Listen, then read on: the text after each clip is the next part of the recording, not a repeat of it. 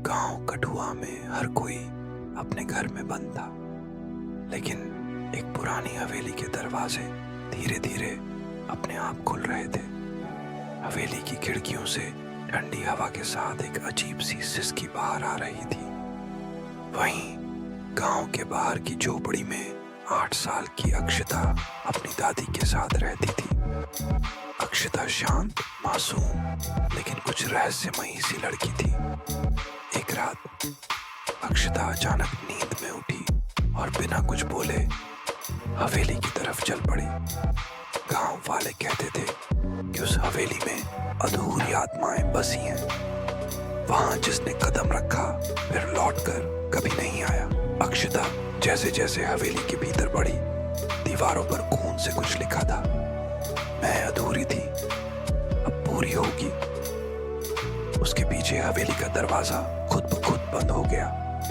अंदर चारों ओर खोपड़ियां, जली हुई तस्वीरें और टूटी फूटी गुड़ियां पड़ी थीं। और बीच हॉल में एक बड़ा आईना था जिसमें कोई भी चेहरा दिखता नहीं था, सिवाय एक छोटी लड़की के जो अक्षता से हूबहू मिलती थी। अक्षता की दादी ने एक दिन रोते हुए बताया, तू किसी इंसान की संतान नहीं है अक्षता, तू उस आत्मा की औलाद है जिसने इस हवेली को खून से सींचा था।